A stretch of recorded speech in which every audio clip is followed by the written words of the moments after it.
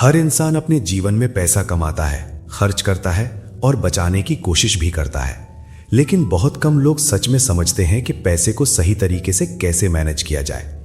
यही वजह है कि कई बार अच्छी इनकम होने के बावजूद लोग फाइनेंशियल स्ट्रेस में रहते हैं। मोनिका हालन इस सच्चाई को बहुत सरल तरीके से सामने लाती हैं।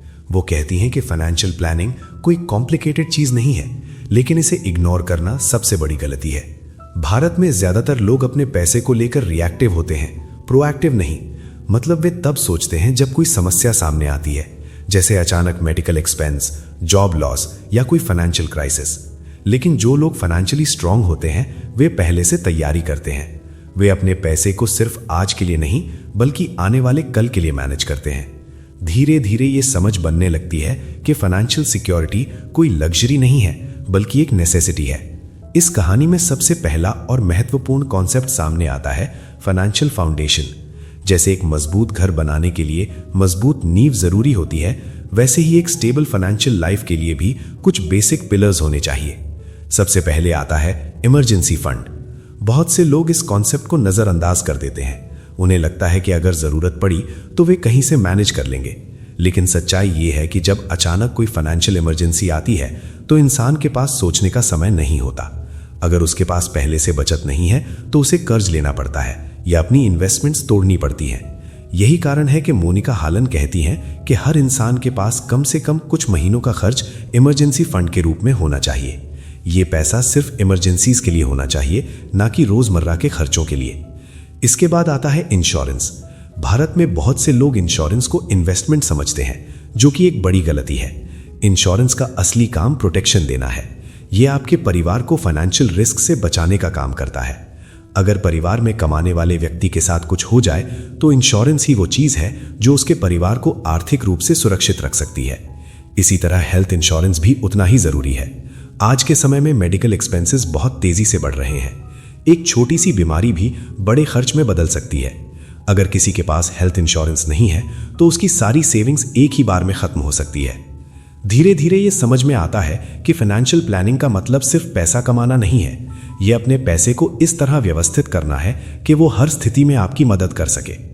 इस कहानी में एक और महत्वपूर्ण पहलू सामने आता है, खर्च और बचत का संतुलन। बहुत से लोग या तो बहुत ज्यादा खर्च करते हैं या फिर इतने ज्यादा बचत करते हैं कि वे अपनी जिंदगी का आनंद ही नहीं ले पाते। लेकिन सही तरीका इन दोनों के बीच संतुलन बनाना है।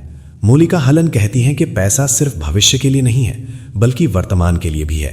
इसलिए जरूरी है कि इंसान अपने खर्चों को समझदारी से मैनेज करे। वो अपनी जरूरतों और इच्छाओं के बीच फर्क समझे।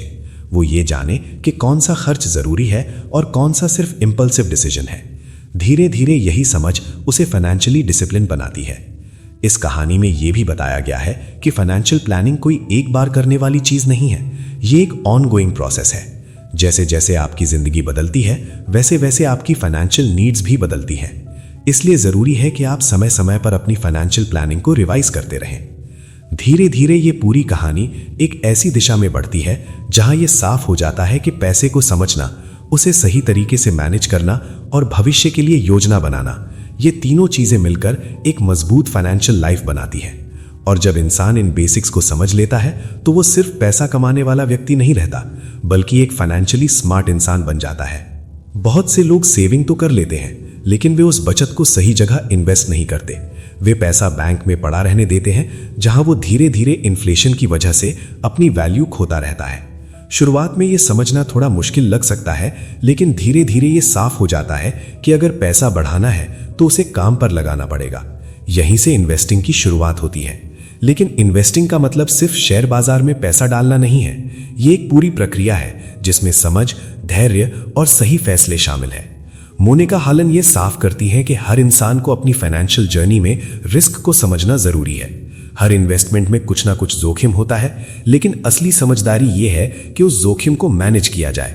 बहुत से लोग या तो रिस्क से पूरी तरह डर जाते हैं और कोई इन्वेस्टमेंट नहीं करते, या फिर बिना समझे बहुत ज्यादा रिस्क ले लेते हैं। दोनों ही स्थिति गलत है। सही रास्ता इन दोनों के बीच में है। धीरे धीरे ये समझ में आता है कि इन्वेस्टमेंट का चुनाव आपकी उम्र, आपकी इनकम, आपके गोल्स और आपकी रिस्क टेकिंग कैपेसिटी पर निर्भर करता है। यही वजह है कि एक ही इन्वेस्टमेंट स्ट्रैटेजी हर इंसान के लिए सही नहीं होती। इस कहानी में एक और महत्वपूर्ण कॉन्सेप्ट सामने आता है, एसेट एलोकेशन। ये सुनने में थोड़ा टेक्निकल लग सकता है, लेकिन इसका मतलब बहुत सरल है। आप अपने पैसे को अलग अलग जगहों पर बांटते हैं, जैसे इक्विटी, डेट, गोल्ड आदि, ताकि रिस्क कम हो सके और रिटर्न्स बेहतर मिल सके। अगर आप अपना सारा पैसा एक ही जगह लगा देते हैं तो रिस्क बहुत बढ़ जाता है, लेकिन अगर आप उसे अलग अलग एसेट्स में बांटते हैं तो अगर एक जगह नुकसान हो तो दूसरी जगह से संतुलन बन सकता है। धीरे धीरे यही स्ट्रैटेजी आपको लंबे समय में स्टेबल ग्रोथ देती है। इस कहानी में यह भी बताया गया है कि इन्वेस्टिंग में सबसे बड़ी ताकत होती है समय।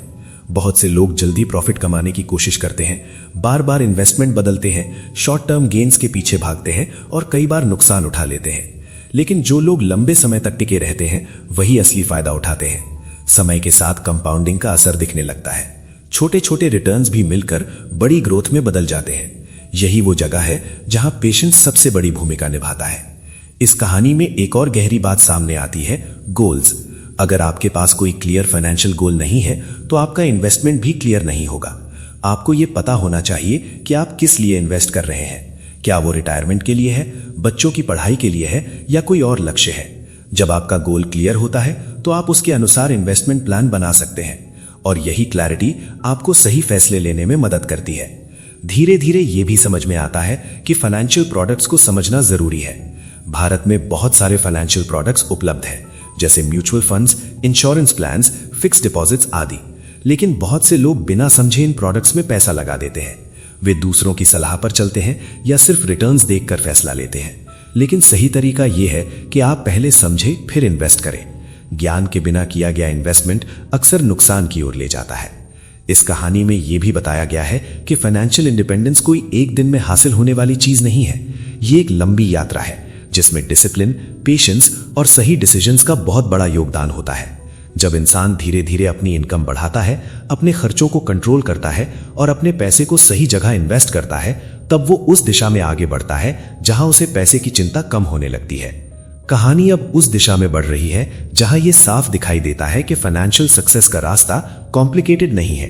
ये सिंपल प्रिंसिपल्स पर आधारित है, समझदारी, संतुलन और लंबे समय तक टिके रहना। और जब इंसान इन प्रिंसिपल्स को अपने जीवन में अपनाता है तो धीरे धीरे उसका फाइनेंशियल फ्यूचर मजबूत बनने लगता है। धीरे धीरे यह एहसास होता है कि असली लक्ष्य सिर्फ ज्यादा पैसा कमाना नहीं है, बल्कि ऐसी स्थिति तक पहुंचना है जहां पैसे को लेकर लगातार चिंता न करनी पड़े। बहुत से लोग अपने जीवन का बड़ा हिस्सा सिर्फ अर्निंग पर फोकस करते हुए बिताते हैं। वे ज्यादा कमाने की कोशिश करते हैं, लेकिन ये नहीं समझते कि उस पैसे को किस दिशा में ले जाना है। यही कारण है कि इनकम बढ़ने के बाद भी उनकी फाइनेंशियल स्थिति ज्यादा मजबूत नहीं बन पाती। इसके विपरीत जो लोग अपने पैसे को एक सिस्टम के साथ मैनेज करते हैं, वे धीरे धीरे स्टेबिलिटी हासिल कर लेते हैं। इस कहानी में एक बहुत महत्वपूर्ण बात सामने आती है, फाइनेंशियल डिसीजंस को सरल बनाना। कई बार लोग इतनी ज्यादा जानकारी इकट्ठा कर लेते हैं कि वे कंफ्यूज हो जाते हैं। वे ये तय ही नहीं कर पाते कि उन्हें क्या करना चाहिए। लेकिन मोनिका हालन कहती हैं कि आपको हर चीज में एक्सपर्ट बनने की जरूरत नहीं है। आपको बस बेसिक प्रिंसिपल समझने हैं और उन्हें कंसिस्टेंटली फॉलो करना है। धीरे धीरे यही कंसिस्टेंसी आपको आगे ले जाती है। इस कहानी में यह भी बताया गया है कि फाइनेंशियल जर्नी में गलतियां होना स्वाभाविक है।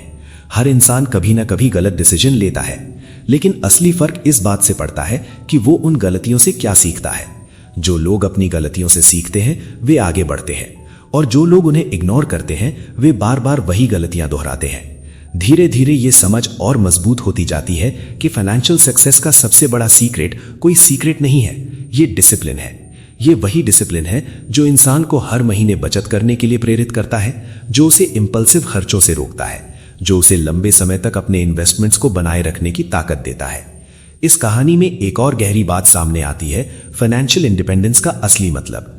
यह सिर्फ इतना नहीं है कि आपके पास बहुत पैसा हो, बल्कि इसका मतलब यह है कि आपके पास विकल्प हो।